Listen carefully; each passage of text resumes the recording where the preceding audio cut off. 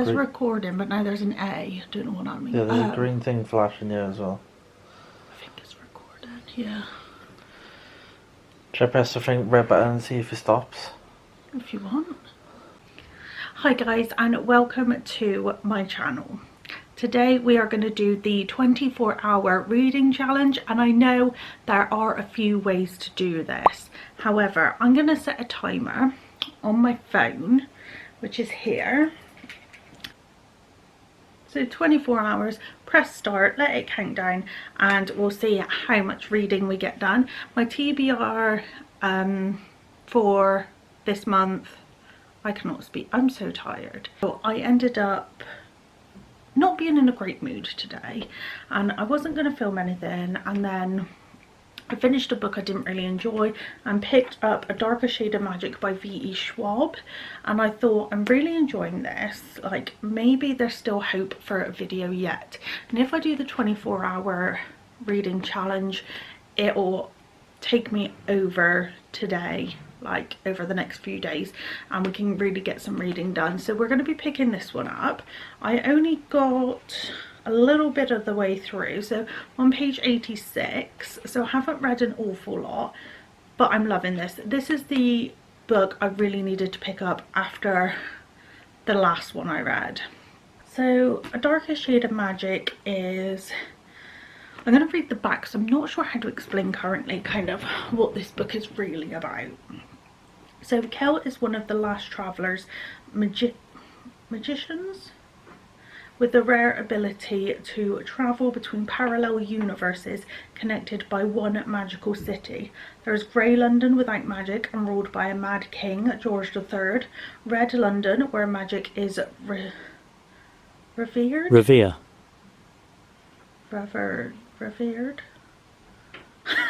That's a good start. This is going so well. And where Kel is raised alongside their heir to the Empire. White London, where people fight to control the remaining magic and magic fights back. And once there was Black London. So there are 4 parallel universes, 4 Londons, although it's saying once there was Black London. It does, like in the start of this book, it does discuss Black London being gone. However, I'm not 100% sure it is. Don't know if I believe that. This is a trilogy, so there are 3 books in this series.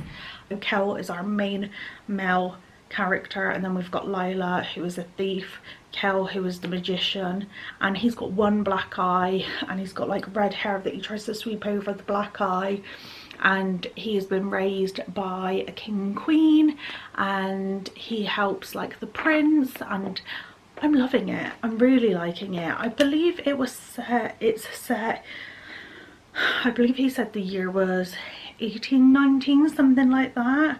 And Kel has a coat that he can change. He, like, if he sweeps it back and front a couple of times, it changes and he gets different style coats. There are different things in each coat's pockets and stuff like that.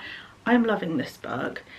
Here's our timer. Let's press start, and let's start reading.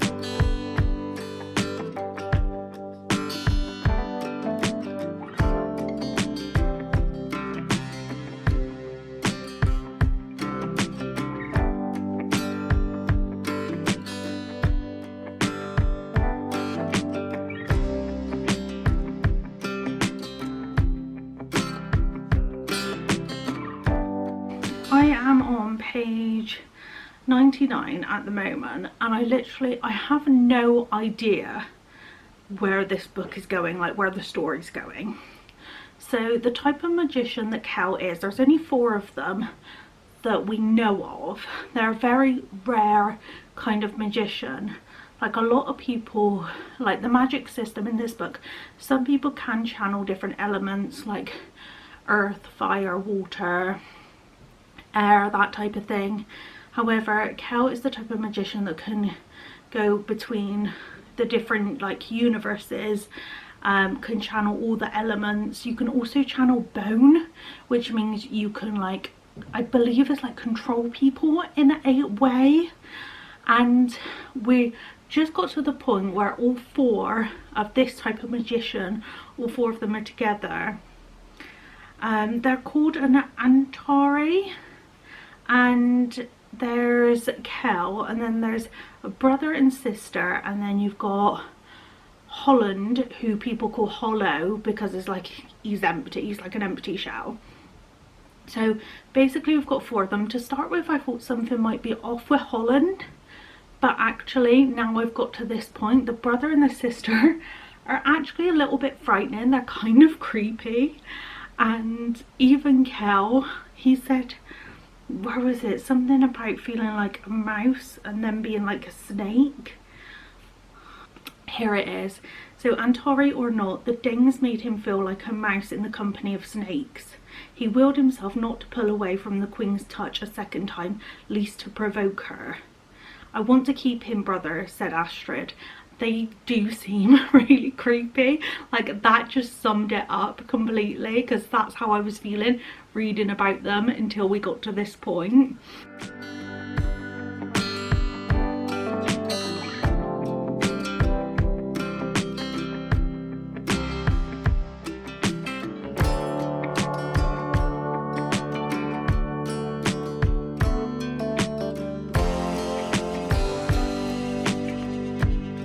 I wanted to just read this passage, so it is going to be a little bit spoilery, so if you don't want to know anything that happens at all, then just skip ahead from me reading this section. He opened his mouth intending to start their conversation with a question like, will you untie me, or where is the stone? But instead he found himself saying, one of your eyes is lighter than the other. One of your eyes is black, she shot back. She sounded cautious, but not frightened. Or, if she was very good at hiding it. What are you? She asked. A monster, said Cal hoarsely. You'd better let me go. The girl gave a small mocking laugh. Monsters don't faint in the presence of ladies. Ladies don't dress like men and pick pockets, retorted Cal. Her smile only sharpened. What are you really? Tied to your bed, said Cal matter-of-factly. And? His brow furrowed. And in trouble. I love the writing style. I love the banter that's happening between the two of them at the moment. And then when she says her name, it's Delilah Bard, she said, but Lila will do. Lila, a soft name. But she used it like a knife, slashing out on the very first syllable, the second barely a whisper of metal through air. And my captive? Question mark. Kel, he said, my name is Kel, and I come from another London, and I got into your room using magic. Just love it. Sure enough, her lips quirked. Magic, she echoed dryly. Yes, he said, magic. This time, when he said the word, his grip tightened on the ropes, and they caught fire and burned instantly to ash. A bit slowly, perhaps, but it had the desired effect. Lila stiffened visibly in her chair as Cal sat fully upright in bed. A wave of dizziness rolled over him, and he paused there, rubbing his wrist while he waited for the room to right itself. Specifically, he said, I used magic to make a door. I do apologise if you can hear my boyfriend. He's gaming, and it's very loud, as usual.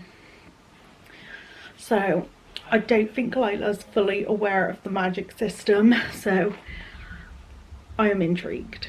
So I am currently on page 201, so this is how far we've got. We're pretty much at the halfway point, and I did save a part to read out loud again. So if you don't like this, like I said, skip ahead. I think there's certain bits that are just written in such an interesting way. So, are you afraid of dying?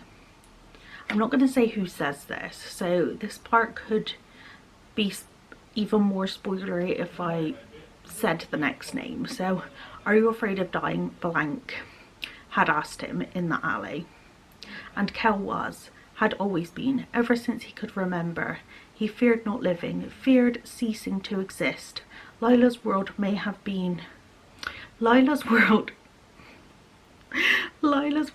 believe in heaven and hell, but his believed in dust. He was taught early that magic reclaimed magic and earth reclaimed earth. The two divided when the body died. The person they had combined to be simply forfeit, lost. Nothing lasted, nothing remained. Growing up, he had nightmares in which he suddenly broke apart. 1 minute running through the courtyard or standing on the palace steps, the next scattered into air and ash. He'd wake sweat-soaked and gasping, Rise shaking his shoulder. "Are you afraid of dying?" he asked Lila now. She looked at him, as if it were a strange question, and then she shook her head. "Death comes for everyone," she said simply. "I'm not afraid of dying. I'm afraid of dying here." So, I just found that really interesting. The stakes have gotten higher. I am loving the dynamic between Kel and Lila, loving the partnership that's happening, and we now kind of have a mission, and I suppose I'm at the halfway point. However, so much more could come of this, and I also think we don't know anyone's intentions apart from Kel, and I'm really enjoying him as the main character, and I am loving the magic. It's also quite interesting that magic leaves behind a certain smell. So Kel's magic leaves behind a smell of like flowers and like earthy scents. Most people can smell different types of flowers, and then Holland's magic left a like metal and like burning kind of smell, like a metal, and I think it was like a campfire or like a burning type of smell, whatever it was. And I find that really interesting that you can smell magic on people. That's really fun. I was going to read out this bit. Is "For hitting," explained Lila, as if Kel couldn't grasp the meaning of the metal knuckles. You can stab them, or you can knock out their teeth, or you can do both." She touched the tip of the blade with her finger. "Not at the same time, of course." "Of course," echoed Cal, shutting a cabinet. "You're very fond of weapons." Lila stared at him blankly. "Who isn't?" "And you already have a knife," he pointed out. "So?" asked Lila, admiring the grip. "No such thing as too many knives." "You're a violent sort." She wagged the blade. "We can't all turn blood and whispers into weapons." Cal bristled. "I don't whisper, and we're not here to loot. I thought that's exactly why we're here." And I did expect her to take way more weapons than she has so far. But I keep having mixed feelings about Lila. She does certain things that I'm like, oh, she's annoying. And other times she does things where I'm like, no, I really like her. My favourite is the banter between Kel and Lila though. And although at the moment there is a plan in place where they may be separated, I don't know if that's actually going to happen. And I'm getting excited that I'm getting kind of further into the story, but then at the same time it's going to end, and that makes me sad. Sorry. Somebody needs to blow his nose. Don't you? So far we have read for 5.5 hours. We're down to, I believe, we're down to 19... No, 4.5 hours. Is that right?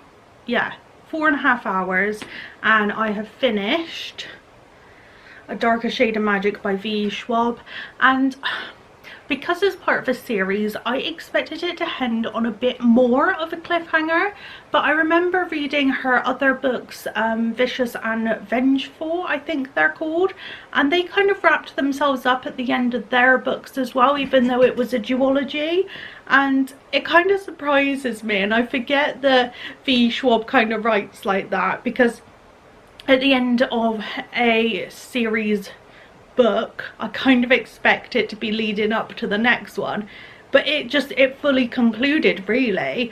I don't think there's anything left kind of outstanding. I mean, there are like small little things which could be picked up in the next one. However, I am expecting the next book to get straight into the story because we have had this one. I think this book could really be a standalone. However, I have heard the second one is even better, so I'm glad there are more books, and I do think it could carry on, like, well, it obviously does. I am now going to start Five Survive by Holly Jackson, and I've got my can of Monster here. I'm going to go downstairs, open my can of Monster, and start the next book. So Five Survive is, all I know is that there's, well, it says 6 friends, and when I opened it, it looks like there's only like 5 spots to sleep in, so not sure how that's working. But they're on a I don't know whether it is a road trip, but they're traveling somewhere in this kind of big RV type of thing. 6 friends, and it's over the span, it says 8 hours on the front, so, and it does say 1 sniper as well, so I am really interested to see where this goes. I haven't read too much of like the back or anything about it. I've seen reviews online and I've seen people talking about it. This is the same author as A Good Girl's Guide to Murder series, and I absolutely loved that book series. A young adult kind of thriller, and this is her latest book, so high hopes. There we go. At the moment we have Red as a main character with the friends, and she is sharing the sofa bed. So when I counted on the front that there were only 5 places to sleep, it's because the sofa bed is holding 2 people. That's why. And then at the front it also has like a map of their journey, so where they're going to and from, and it says it takes 18 hours and 29 minutes, and it says how many miles it is. And then at the start of certain sections of the book, it just has the time. And at the moment we're just getting Red's perspective of what's going on, and Red keeps thinking that they're missing turn-offs or they should be there soon, things like that. So I will keep you updated on my thoughts as we go through this book. If you have noticed this finger, I pulled a nail off and then I ripped my skin and it's been bleeding and it's very sore.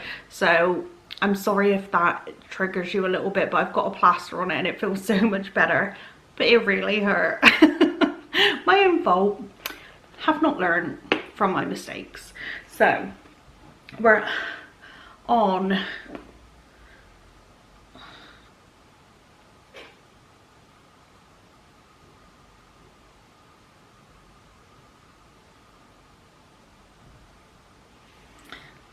we're going to resume, read some more and keep you in the loop.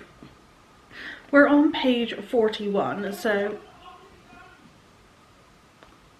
Josh is gaming again. I don't know if you heard that, but do you know what? He hasn't been that loud until I hit record. It's like he knows.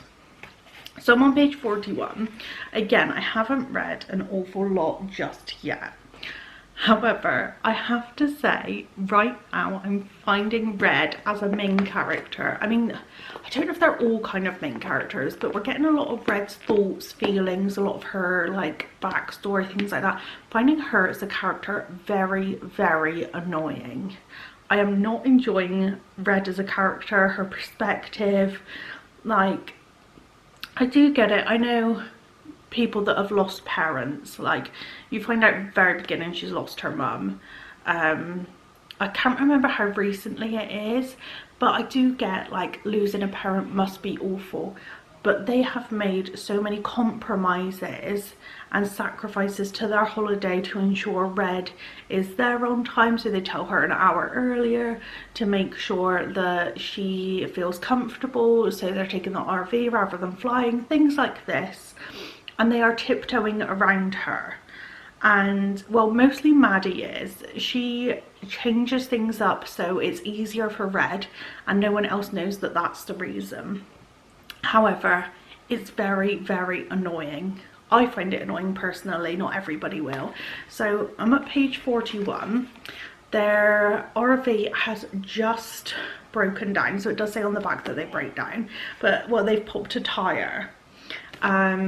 So the RV is stuck, they're in the middle of nowhere, their maps were kind of like not working, so they were a little bit lost anyway, and it's starting to get a bit more interesting, but I hope we get some other perspectives. If we don't, and I suppose it's fine, I'm gonna have to cope, but I just do not like Red as a main character. And the other books Holly Jackson wrote, you had Pip as a main character. I loved Pip, and also you had Ravi, who was the kind of male love interest, and they were both great characters. And right now Red is just really annoying. We're gonna keep going, we're gonna see how we get on, and I'll just keep coming with the updates. Nothing that I kind of want to read aloud just yet. We've had our first like hour pass by, so yeah, we'll see what's gonna happen. And now they've realised they've popped a tire.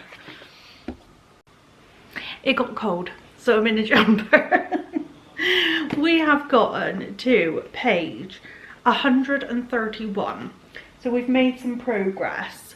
We are, there we go. So this is our current timer and where we are with how much we've got left to read. And this book so far is massively disappointing. And I think a little bit of it is because I'm going into this expecting something like A Good Girl's Guide to Murder, with the characters that I absolutely adore and love with my heart and soul. However, the characters in this book is not just Red, but they are insufferable. They are so annoying. Like, I just cannot get over how I wouldn't care if any of them died. I am a mess this morning. This is just, I have not done my hair. Me and Rox have been out this morning and currently doing some dog sitting. So me and this girl have already been out this morning, and I did put my like woolly hat on. So this is the look we're going for today. So we've still been reading 5 Survive, and I'm like pretty much, Rox, stop it, Rox. I'm pretty much at the halfway point, and it just feels so unrealistic. Like, I don't know if this is supposed to be like a young adult, like YA thriller, but it just doesn't feel like it's something that would happen. These kids are being told that there are snipers, more than one, when they've got no evidence that there's more than one, but apparently they're being told there's more than one sniper and they're not going to get out alive until they admit a secret, a specific secret. And these kids are just trying everything they can to escape rather than figure out what the secret is.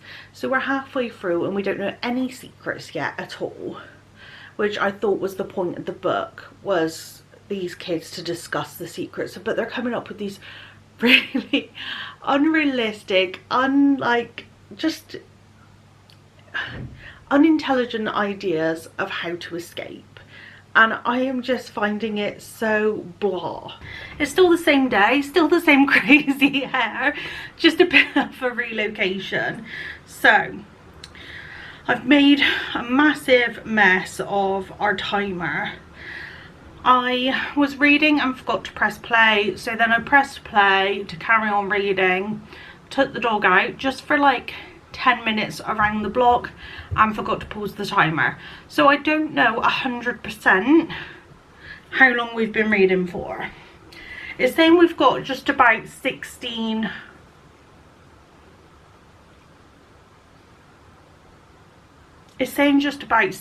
hours left. So we're gonna go with that. We're just gonna hope for the best. We have read up to page 267, and the pacing feels really all over the place, very up and down. Like, one minute I feel like, yes, we're getting somewhere, the pace is moving, we're getting some secrets, we're getting some plot, and I'm excited. And then the next minute I find we're back to moving in slow motion and I'm bored. There's just so much. Sorry, my hair's bugging me. Not that this is going to make much difference. No.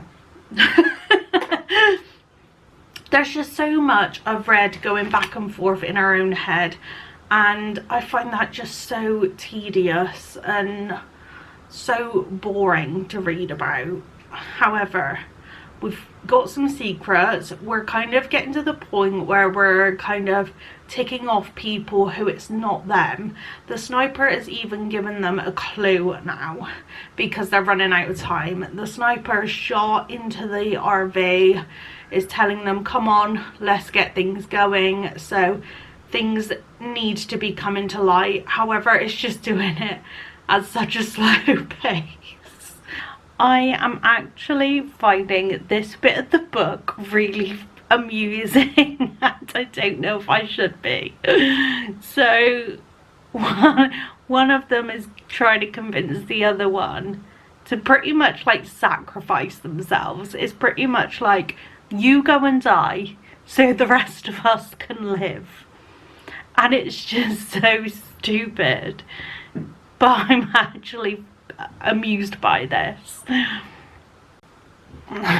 Okay, so it continues. Now this character is trying to get them to vote on if she sacrifices herself, to vote on basically if she should step out and see if she dies to save the rest of them. Like, imagine being a teenager on your way somewhere for like spring break, and you're with 5 of your so-called friends, and they're currently voting to see if you should die. Like, what? Okay, so they're not even just like voting as in like, oh, put your hand up if you think like so-and-so should step out and just like, you know, see if they get shot or not. They're legit like, will you go and put yourself in this other room, we'll all sit here and vote like yes or no on a piece of paper so you don't know who's stabbed you in the back, and we'll all decide on if you should step out and just see if you die. Like, are you for real? The plan that they currently have in place and what is about to happen, I know for a fact, like, well, I don't, but I just feel it in me that this is so wrong. Like, it's not gonna happen. It's just, you almost want to shake them as you're reading it. Like, this is not happening. Like, this is gonna fail you. Like, don't do it. Oh my god. Like, everything that's happening, I just feel like I need to tell you. I need to tell you. I'm not gonna, because it's just too spoilery, but the way they are currently behaving, and I'm also on edge. I feel like, I mean, it's called 5 Survive. There are 6 of them, and I just feel like this is it. This is where one of them goes. I feel like I'm getting to that moment, and I'm struggling with accepting that this might happen. I don't know if I can cope. I'm only at this like last little bit and I'm really enjoying it, but like I had to get this far to enjoy it. We made it. We made it to the end of 5 Survive by Holly Jackson. It didn't end up shocking me as much as I thought it would. I thought, like, I don't know, I've watched some reactions to this, to people reading this book.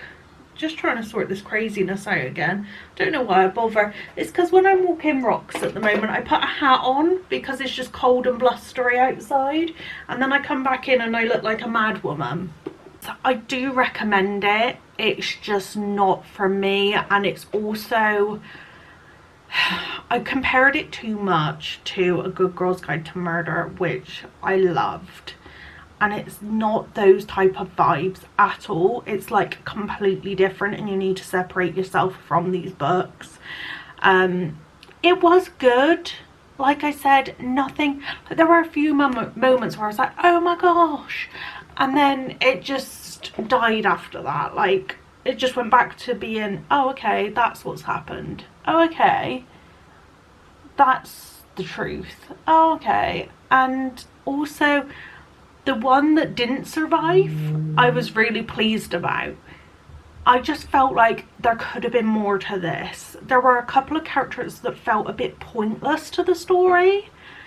Let's check in with the timer, even though we did a little mess up with that earlier. We're going to keep it going. We're on 14 hours, 28 minutes and 19 seconds. So we still got the timer going. Now, I need to pick my next book. I have skimmed the back of this book, which is Assistant to the Villain, and I feel like we can discuss this as I read it. Also sounds quite exciting. So on the back it's got Assistant Wanted. Notorious high-ranked villain seeks loyal, level-headed assistant for unspecified office duties, supporting staff for random mayhem and terror and other dark things in general. Discretion a must, excellent benefits. And then on the back it goes on to this person, this girl called Evie, and it actually says, don't find evil so attractive, Evie. So it sounds like she's gonna be smitten by the villain, and it does say on the front, one job, don't fall for the boss. And it sounds like quite a fun little read. I read, what's it called, My Roommate is a Vampire. I feel like it's going to be similar vibes to that. You got the kind of like cheesy, laughable moments, but in a good way. I feel like this is going to be lots of fun. I just picked this up, and honestly I feel like it's just like the doodles on the map are just so fun. And then prologue. Once upon a time, it was an ordinary day when Evie met the villain. Another failed attempt at the job fairs in her village. Another day with no source of income. Another day she was letting her sick father and little sister down, which is why her mind was preoccupied as she wandered to the trees that lined the fences at Hickory Forest Edge and walked right in. I just, you know, straight away I'm excited for this. Like, I feel like we're going to enjoy this together. That's the plan. Here we go. So I knew we'd have ourselves a good one here. Like, I almost want you to be reading this with me as I film this. Okay, suddenly the hand was gone from her mouth and the voice was in her ear once more. What are you mumbling about? This is just very typical for me, she whispered. Being pulled to the ground by a stranger, he said in a tone that sounded suspiciously curious. Well, not this exact situation, but if I told someone about how I ended up here, nobody would think it out of the ordinary. She jabbed her elbow into his ribs, causing her captor to curse and grunt. Oh, I'm sorry, did that hurt? She did it again, making her point. Enough, he hissed, before he pointed at a tanned hand to the man searching the trees on the other side of the stream. Those men do not care if you are an innocent who stumbled into the arms of a demon. They will kill you without a moment's hesitation, and they will do it laughing. A demon? Evie chuckled quietly, attempting to turn her body to get a look at this man with such a high opinion of himself, but his arms tightened around her once more, keeping her in place.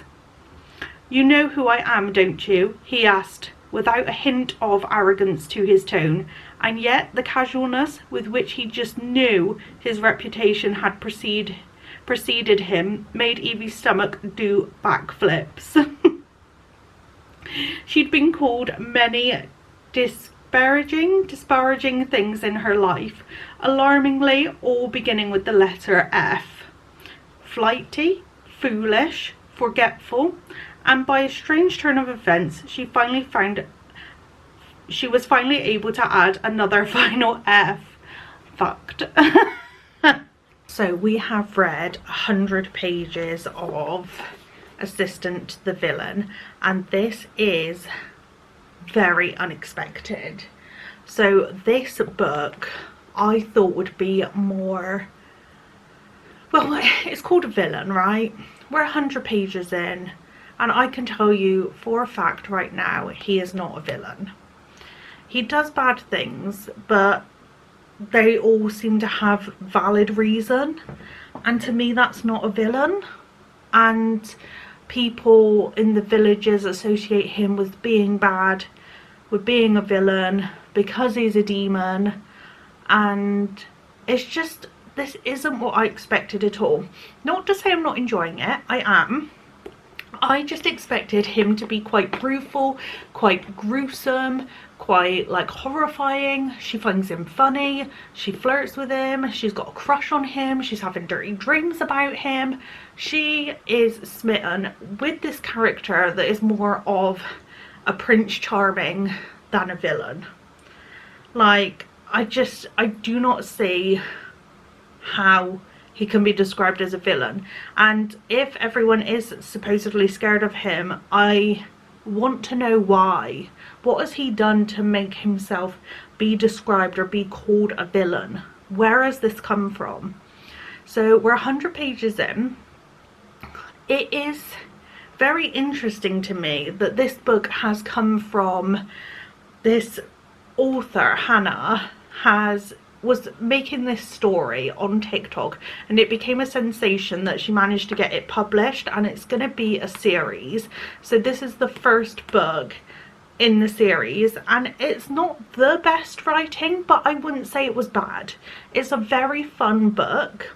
Kingsley is a frog, and Kingsley is kind of the best character.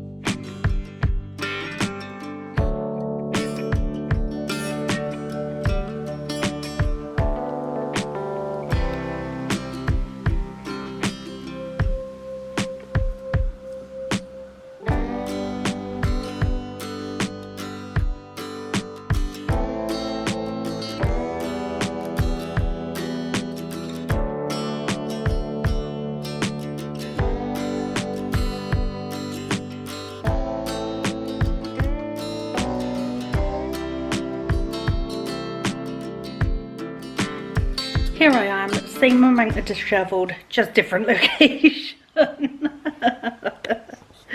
So, just to make you aware of the current situation, I am so bored of this book. Oh, how the tables have turned from me giggling and laughing and kicking my feet at the beginning of this book to now being like, I don't even know how many pages in. Let's just check. We're 144 pages in, so we're not quite at the halfway mark yet, but I am so bored. I'm so bored. I did bring another book downstairs, which is a twisted love story, because Samantha Downing has never let me down. Downing, never let me down.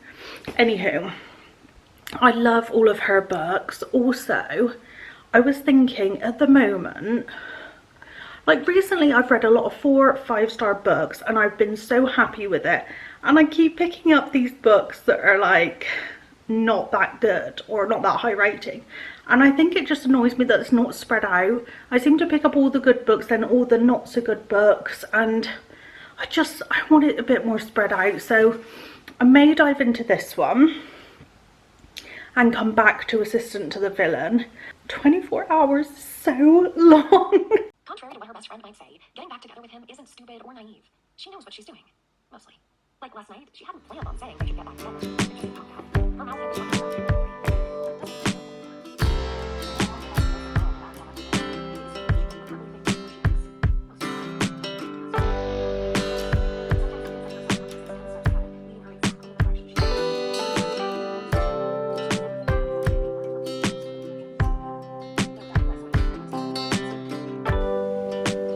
It's winter time, so it's very dark in here right now.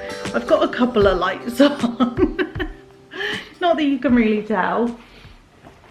So I switched up the books and I have been reading A Twisted Love Story by Samantha Downing, and it's not so much as a thriller. Samantha Downing's other books, I've rated every single book that I've read of hers 5-star. She has, I believe, 3 books and a novella.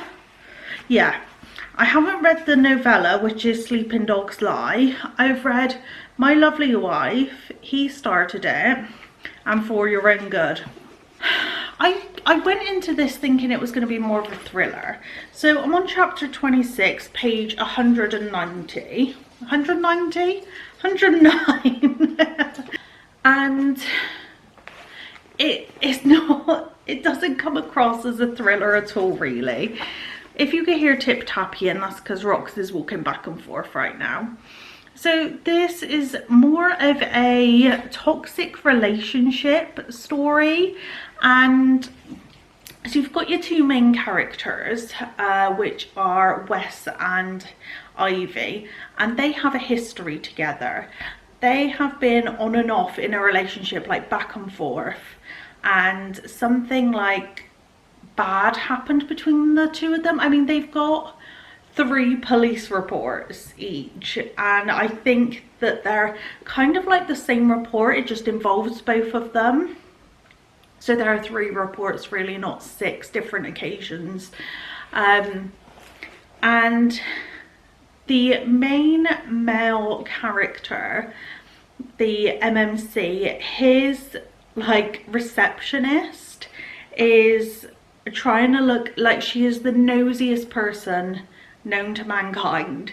She like even admits, like, not to anyone, because you're kind of reading from her perspective now and then, and she noses into everybody's life, like everyone's life, and she wants to know what's going on between Wes and Ivory and what makes Ivory so-called dangerous, or like the fact that Wes should be staying away from her. And Tanner is Wes's boss, and he is in the story telling Wes he shouldn't be with her. He is making a move on Wes's assistant, and things are getting interesting. The police officer seems to be after Wes, I think. Like, Ivy does call the police on Wes right at the beginning. It's like one of the very first things to happen. And now this officer is a bit kind of like stuck on them a little bit, a bit hooked. And I am very interested on how this is going to end up, especially because Samantha Downing always gives me a shocker of an ending. And although this doesn't feel like much of a thriller, it feels like it's a toxic relationship where there may be thrilling aspects to their story. And I mean, I love Samantha Downing's writing. That part hasn't disappointed. I am a little bit disappointed it's not coming off more as a thriller, like it's not as much of a thriller aspect to this book, but I needed the change. Like, I've now got to page like 109 and I am so intrigued. As distant to the villain, I'm going to go back to once I've finished A Twisted Love Story, and hopefully end this video by finishing this book, and then we would have read 4 books together. Timer, here we go. It has got 9 hours, 18 minutes and 19 seconds left. Can you see that? Is it working? No? Okay, that didn't work. But that's what we've got left. That's what we've got to work with. I think in that time I could get these 2 books finished. It doesn't feel like the stakes are that high, even though there's been a murder. It's just, I don't know whether it's because I'm used to the writing stuff. I don't know what it is. It just feels like everything is a-okay, and it probably shouldn't feel like that when you're reading this. Because, so Wes and Ivy are really bad for each other, and they are now seeking help, like individually, from other people and trying to get like advice on how to deal with the relationship. However, they're not telling people the entire truth. I think Wes might be, I'm not sure, but I know Ivy is bending the truth a little bit when she seeks advice from other people. We are also getting perspectives from the detective, who now is really looking into Ivy. She is so, like, she finds Ivy so sus. So I don't know whether there's more to Ivy than we think. She's been described as like dangerous and troublesome, and now this detective has a board with Ivy smack bang in the middle. There are definitely things to come out that we don't know about.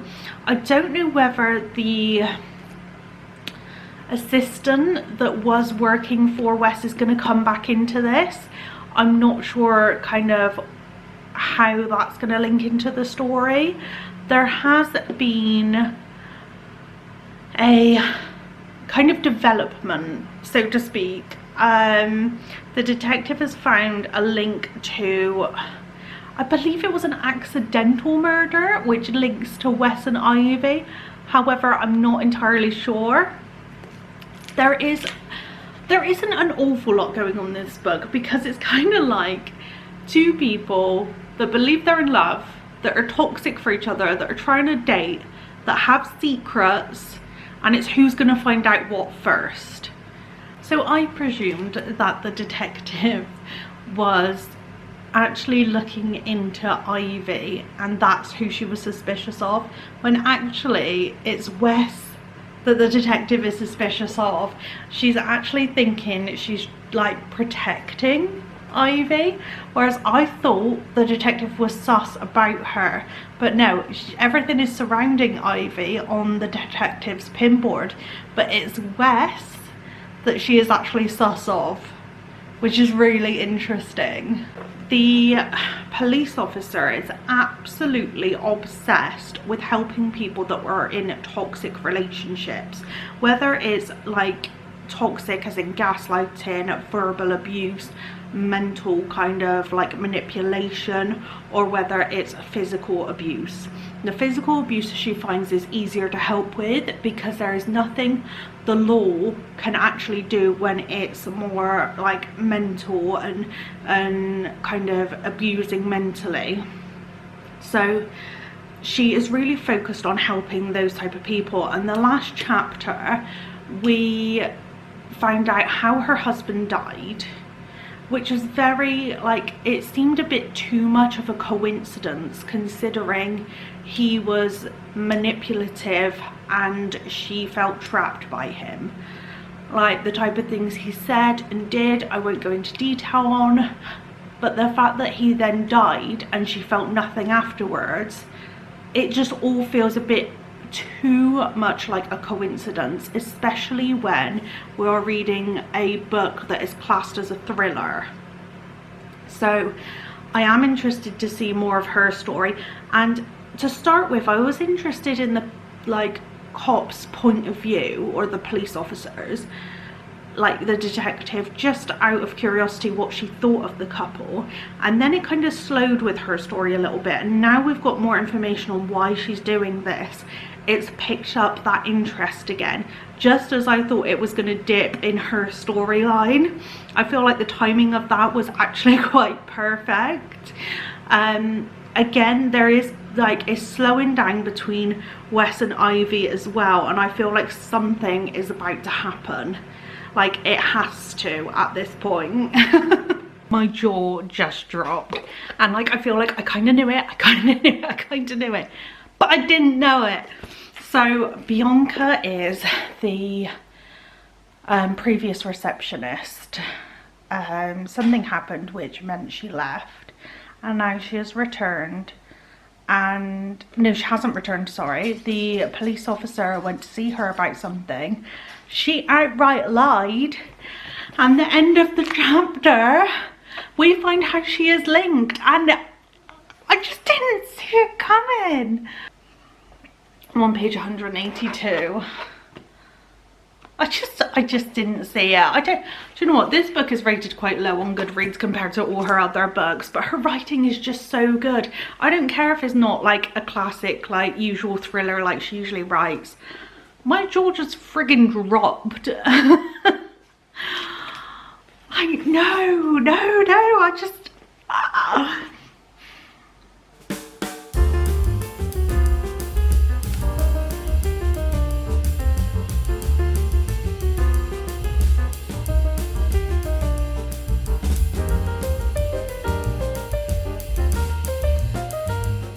We have 6 hours, 15 minutes and 38 seconds left. We are finally getting somewhere. Our timer has ended and it is time to wrap up this video.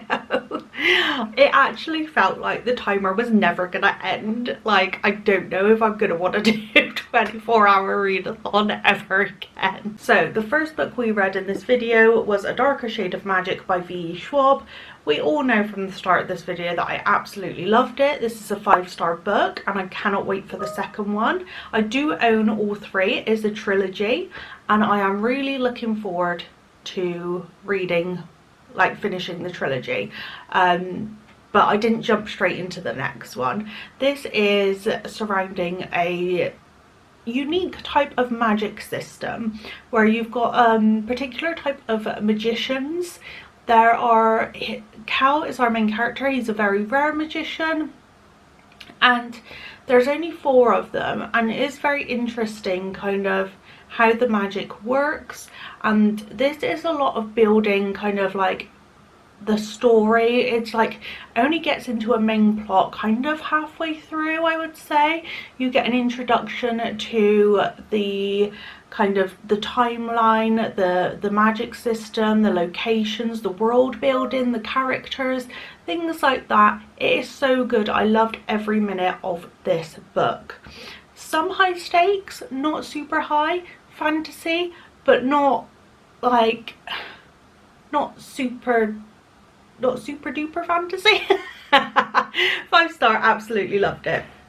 Then I picked up 5 Survive by Holly Jackson, and it is 6 friends in an RV on their way somewhere for spring break, and they were planning on stopping at this rest point for 2 of them to get off the RV, and they were going to meet up with them later. They take a wrong turn and they think that they've accidentally popped tires. However, it was a sniper and it was done on purpose to stop them going any further, and they are to reveal a secret, otherwise they supposedly die. Very on and off. The characters were unbearable. I could not stand them. I wasn't too bothered about who was going to die.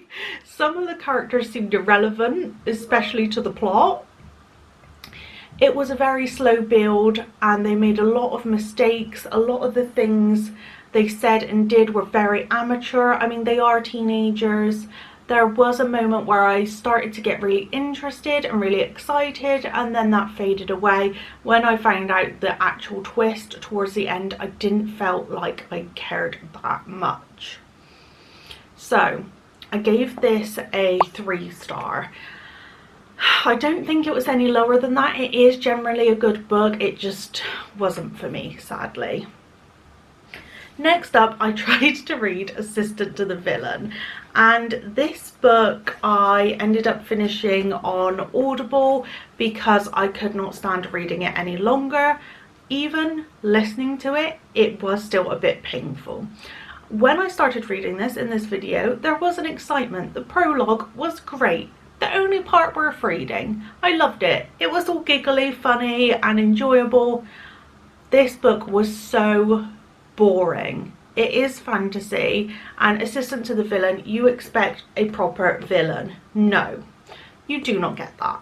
Instead, it is a kind of like cozy fantasy. The most interesting character is a frog that speaks by holding up a little sign and wears a crown on his head and is called Kingsley. That's as interesting as it gets. Apart from that, there is nothing particularly interesting about this book to me. He's not a villain. He's basically a demon trying to do right, but supposedly torturing people and this, that and the other. It was so boring. Like, I got to the point where somebody is trying to kill the villain and the assistant to the villain is trying to figure out who it is while lusting after him. I was fed up. I was so fed up. I gave this 1 star. I apologise. Who wrote this? Hannah Nicole Maher? And it's supposed to be a trilogy. I will not be picking up the next 2. It's not happening. I gave it 1 star. And then we read A Twisted Love Story by Samantha Downing. I friggin' loved this book. I absolutely loved it. I have seen lots of 2-star, 1-star reviews. I gave this 5 star. I've given every book of hers 5 star I've read. I friggin' love her writing. I love her books. She always surprises me. Every time I am surprised. At one point in this book, my jaw actually dropped. It was so good. And I am actually very happy with the ending. I thought there was going to be way more death than there was. Samantha has a way of kind of surprising you in the best way, but also can be very, very dramatic. This is a toxic love story. And throughout this whole book, you are led to believe Wes and Ivy, that they are, I don't know, not good for each other. That they've done something really wrong, or they've wronged someone. There is like evil there's a secret, something is wrong. And it isn't until you read the story and you really get into it, you end up thinking, actually I'm rooting for them. Like, they are written to start with as awful characters that you don't want to know anything about. And it's just so gripping. Every character you're introduced to, there is a reason that you are introduced to these characters, and trying to figure it out is part of the fun. And I just love that some characters, you read about them, you're like, they seem really pointless, but you know in the back of your mind, Samantha would not include a pointless character. There's a reason she's telling you about this. It was great. You get a few different POVs. You get Wes and Ivy, which is the love interest, the couple, and then you get the detective Karen, you get a couple of the assistants, Brianna and Abigail. I don't think you get Abigail's point of view, but the 2 assistants, you do get like a bit of their story. Bianca, you do get more of hers in the beginning than towards the end, because there's more of a reveal towards the end. I loved it. I highly recommend it. Overall, we had 2 5-star books, 1 1-star book and 1 3-star book. So I wouldn't say this was necessarily a fail. I enjoyed myself. I got 2 great books out of this video, and I hope you enjoyed. I really tried to cut down with this video. I've watched some other like 24-hour reading vlogs, and I'm like, how have they filmed a 24-hour video in like half an hour? Like, the video's half an hour long. How have you done this? I suppose the first book I read, I did want to talk a lot about. I really enjoyed myself. I hope you enjoyed this video. Like I said, I don't know if I'll be doing it again, but there we go. Something new, something fun. I did enjoy myself overall. It was a good one, and I keep saying I do apologise. I must go. Have a super duper good one. Have a good morning, evening, day, night, whenever you're watching this, and I will catch you on my channel. Bye!